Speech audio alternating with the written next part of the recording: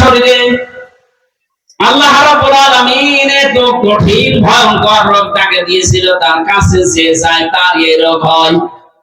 শেষ পর্যন্ত ধুকে ধুকে মারা যায়। পড়েছিল পুষে গলে দুর্গন্ধ বের হচ্ছিল।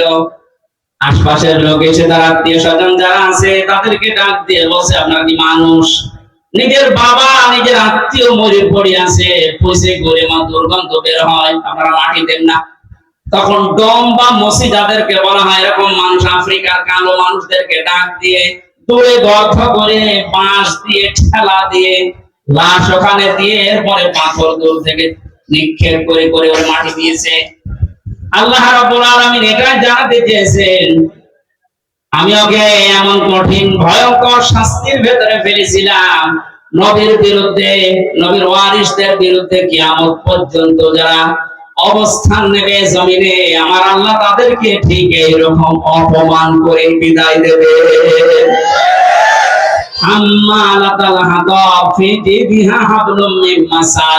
এই মহিলার নামে আল্লাহ এই দুইটা আয়াত নাযিল করলেন। এই কারণে পৃথিবীতে যত মহিলা নবীকে কষ্ট দিয়েছে তার ভেতরে এই মহিলা এক নাম্বার। এত বেশি কষ্ট দিত নবীকে, তার স্বামীকে সাহায্য করে করে যেখানেই নবীজি দাওয়াত দিত সে তার স্বামীকে নিয়ে বলতো, পাগলের কথা শুনবা না। লোকজন এসে বলতো, আমরা তো পরিচিত না, পাগল বলেন কে এই লোকটা, আপনারা কে? তখন পরিচয় দিত, এইটা ওর চাচা আর আমি ওর চাচি। তোরা বলেন নাউজুবিল্লাহ। বিশ্বনবী সবচেয়ে বেশি কষ্ট পেয়েছিলেন এই দুইজনের দ্বারা ইসলাম প্রচার করতে গিয়ে।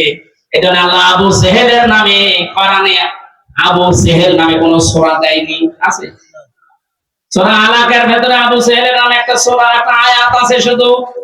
আর এই লোকটার মানে এর বড় চরিত্র এত খারাপ ছিল, এত কষ্ট নবীকে দিয়েছে, আল্লাহ নিজে তাদের নামে আয়াত নাযিল করে না, শুধু পুরা সূরাটাই নাযিল করে দিয়েছে।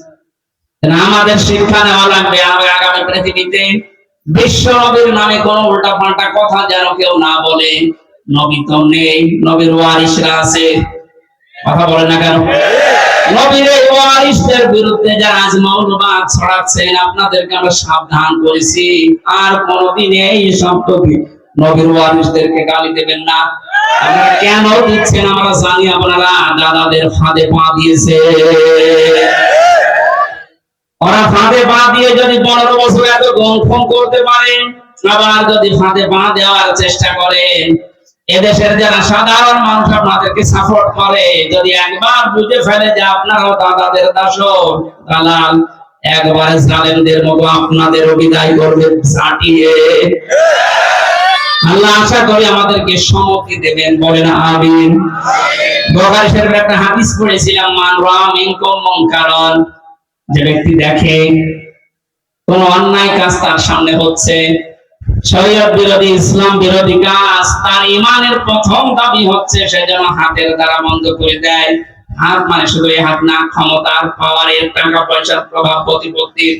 সুতরাং এখন যেহেতু উন্মুক্ত দুনিয়া, এদেশে কোন অন্যায় কাজ যদি দেখেন শরীয়ত বিরোধী, এটা ইসলাম বিরোধী, মানবতা বিরোধী, সে যেই হোক, আমাদের যতটুকু যার হাত আছে, ক্ষমতা আছে, টাকা পয়সা আছে, প্রভাব প্রতিপত্তি আছে, ঈমানের প্রথম দাবি ওইটা দিয়ে বাধা দেওয়া।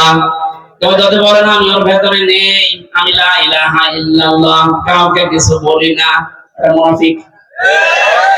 এটা ঈমানের প্রথম দাবি। দ্বিতীয় নম্বরে যদি হাতের দ্বারা কাজ না হয়, নবীজি বলেন সে যেন প্রতিবাদ করে মুখে, যেটা এখন আমরা অধিকাংশ মানুষ করছি। এটা জানি রাখা লাগবে জালেমদের বিরুদ্ধে।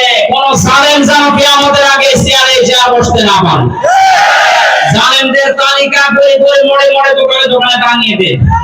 কোন জালেম যেন মাথা উঁচু করে দাঁড়াতে না পারে। কথা বলেন। এটাও যদি আমরা না পারি, শেষ পর্যন্ত অন্যায় দেখে যেন অন্তত ঘৃণা করি, অন্তর দিয়ে আর এটা চেষ্টা করি কি করে এটা বন্ধ করা যায়। ঈমানের একেবারে সর্বনিম্ন পর্যায়ে। এইটাও যদি না থাকে, বুঝবা তোমার ঈমান নেই, তুমি একটা বেঈমান। আল্লাহ আমাদেরকে যেন বেঈমানের খাতায় নিয়ে না যায়। ঈমানের এই তিনটা স্তরের যে স্তরে আমরা পারি, প্রথমটা পারলে তো ফার্স্ট ক্লাস, দ্বিতীয়টা পারলে সেকেন্ড ক্লাস, শেষেরটা পারলে থার্ড ক্লাস। অন্তত যে কোনো একটাই তো থাকতে পারি নাকি? আজকের এই কাজটা যেহেতু একটা ভালো কাজ, করার প্রচারের কাজ, তাআওয়ানু আলাল বিররি ওয়াত তাকওয়া, ভালো কাজে একে অন্যকে সাহায্য করো। আপনারা নিজেরা করেননি, ওরা করেছে, ওরা সাহায্য চাচ্ছে, আপনাদের সমর্থন মতো দিয়েছে। এখন যারা যাচ্ছে ওদের কাছে অন্তত এই আয়াতটা মেনে নিয়ে কিছু সর্বশেষ একটু দিয়ে যান।